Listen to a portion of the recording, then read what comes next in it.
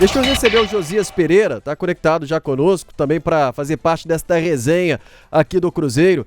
Ô, Jojo, a saída do Fernando Diniz teve impacto ontem nesse resultado, nessa goleada por 4-1? O que você acha, Josias? Um abraço, boa tarde. Um abraço, Léo, boa tarde também aí para o Seabra, para o nosso grande Lélio, para o Rayan, para todos que nos acompanham na live. Realmente, essa saída teve um impacto, sim. Acredito que traz leveza ao elenco do Cruzeiro, traz uma nova energia e tira também esse peso que rondava o Cruzeiro desde o início da era Diniz, né? O Cruzeiro, isso se refletiu até mesmo no placar, né? O Cruzeiro que não conseguia fazer uma goleada, fazer mais de 3 gols ou 3 gols numa mesma partida desde o Fernando Seabra, conseguiu fazer isso logo no primeiro tempo da partida contra o Itabirito. Realmente o adversário é o pior time do Campeonato Mineiro. A gente fica até constrangido, né, com algumas coisas, especialmente o Jô, né? O Jô que foi um jogador tão importante aqui para a torcida do Atlético, e ver o Jô atuando hoje é uma coisa assim lamentável, um jogador pesadão ali na frente, sem mobilidade. Até mesmo o Luan entrou até melhor, né, na partida. Então é um Itabirito que vai ter muitas dificuldades aí pela frente para tentar escapar dessa degola, mas o Cruzeiro fez o que precisava fazer, que é vencer, trazer esse novo ambiente pro elenco do Cruzeiro, trazer essa confiança, colocar o Gabigol em atividade. A gente viu que o primeiro gol, ele não era um cara de perder pênaltis no Flamengo, né? A gente tem poucas recordações disso com o Gabigol, mas ele conseguiu tirar logo isso, né? Perdeu aquele primeiro pênalti, mas o rebote já veio de uma vez e ele conseguiu fazer o gol, e aí as coisas foram fluindo naturalmente para ele. Acho que é muito importante também para ele ter essa confiança e de já tirar esse peso da busca pelo primeiro gol. E claro, como vocês citaram muito bem, Dudu, né? Dudu, que o seu prime, ele atuava muito pela ponta direita no Palmeiras. No Cruzeiro nós vimos ontem ele caindo pela ponta esquerda, mas é uma mobilidade que o Diniz estava matando ali o Dudu, porque estava colocando ele exatamente para atuar, jogando por dentro. E isso estava prejudicando demais, que estava batendo cabeça com o Matheus Pereira, batendo cabeça com o Eduardo. Não foi uma grande ideia do Diniz ter colocado ali pelo meio, mas a gente já viu o Dudu agora mais agressivo, e tomara que ele continue, né, crescendo e ter essa possibilidade de atuar no X1, né? Que ele partir para cima. Esse sim é o Dudu que a gente conhece, de uma velocidade maior, partindo pro drible. Pode ser um jogador aí que vai crescer de forma considerável, ainda mais por esse período lesionado, né? O que se estranha muito, como o Cruzeiro vinha jogando, né? Não precisa dar um show, né? Mas aquele futebol inexistente que me incomodava bastante.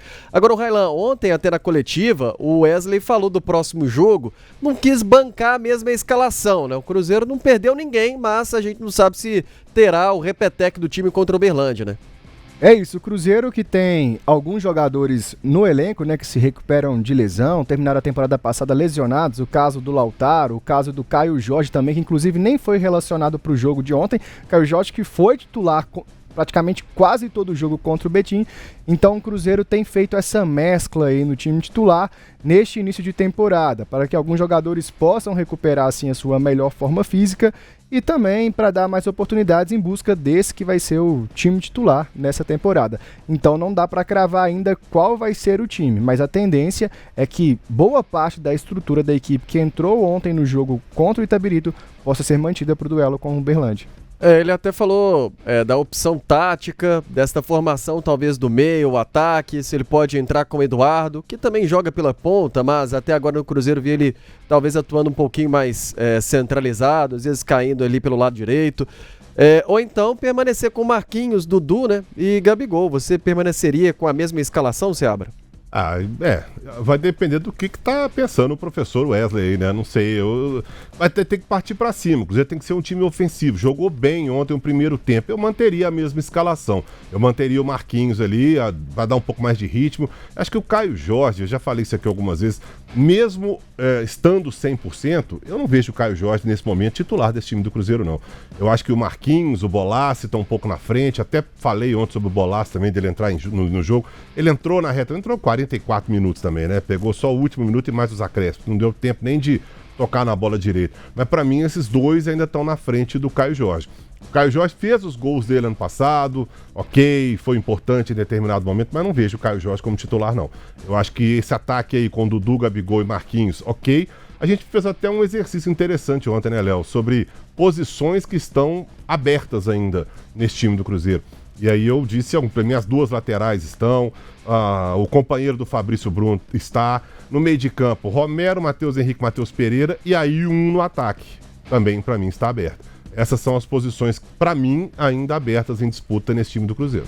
O Marlon, ele ficou de fora do jogo de ontem por conta de uma amidalite, né? Ele 100% recuperado para domingo. Você mantém o Kaique ou volta com o Marlon?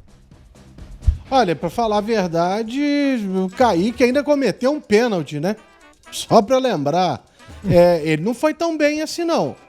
Você falar que ele foi bem e que, não foi, mas talvez o Wesley pense em dar mais uma oportunidade para ele, por que não? Porque o Marlon também não estava jogando bem, mas falar que ele foi bem, não, como eu disse naquela primeira participação, Léo. Tiveram lá o corredor, né, jogando como laterais mesmo, né, ao invés de virem por dentro, armando a jogada como se fossem meias, mas assertivos, eles não foram. Então, vamos ver. Mas eu ainda acho que voltaria com o Marlon para o jogo de sábado contra o Uberlândia. O Wesley Carvalho até falou na coletiva do apreço que ele tem pelos jovens jogadores. Ele que treinou a base do Palmeiras durante muito tempo e falou inclusive do Cauã Prats, que estava no banco de reservas, não foi utilizado porque foi chamado às pressas, o lateral esquerdo, e tinha treinado de manhã e ele ficou sabendo da amidalite do Marlon meio-dia. Ô Josias, pra você, onde que ainda tem lacunas nessa escalação do Cruzeiro, briga por posição, quem ainda pode, onde ainda o Wesley Carvalho, próximo treinador, pode mexer nesse time? Pois é, Léo, eu concordo aí com o que o Seabra disse, né? Essas são as posições carentes. Na minha opinião, hoje, o Willian ainda apresentando dificuldades, tentaria um Fagner ali, mas eu acho que isso não vai acontecer, né? O Willian vai continuar tendo oportunidades, mas eu gostaria de ver o Fagner jogando, talvez até contra o Uberlândia, na minha opinião, né? Do outro lado, né, no caso do Kaique ali, realmente eu acho que o Marlon, ele ainda aparece à frente do Kaique. Na zaga, o Jonathan Jesus, acho que ele precisa de um pouco mais de rodagem, mas ontem a gente viu que o Jonathan Jesus estava dando passe no ponto futuro, né?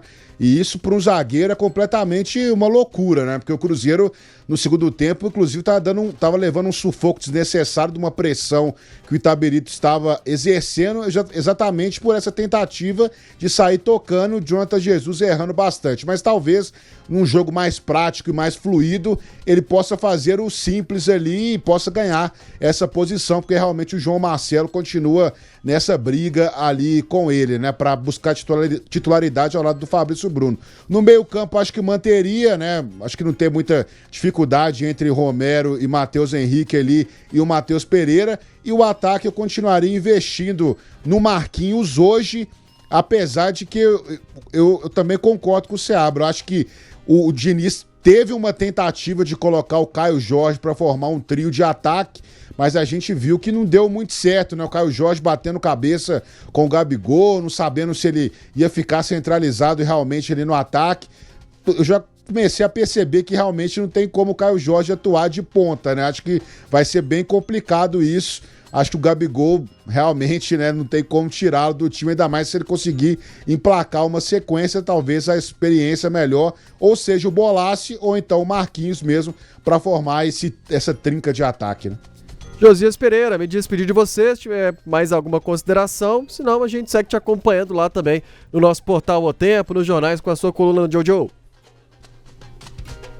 É isso, realmente essas são as considerações sobre esse jogo, né? A gente viu até o próprio Gabi falando aí sobre a felicidade dele de ter, ele deixou, né, falando, o pessoal comentou muito, né, Léo, falando, porque ele se arrependeu agora vendo o Neymar no Santos e tal, e ele deixou claro na própria entrevista à televisão de que ele, a cada dia, ele tem certeza de que a escolha dele foi bastante correta, né? Acho que foi uma resposta bem direta e até ser curioso, né, Léo? Eu tava até fazendo a coluna ontem falando sobre a má vontade de muita gente aí ao analisar o elenco do Cruzeiro. Se o jogador parar pra ficar lendo rede social, meu amigo, ele não vai viver nunca mais, porque é cada comentário truncado ali, as pessoas falando várias coisas, analistas, imprensa e tal, o cara não vai conseguir sair do lugar, então é importante ele focar no trabalho e buscar os resultados como ele fez ontem. Josias Pereira, forte abraço pra você, bom final de semana, Jojo. Um abraço pra vocês também, até mais. Valeu.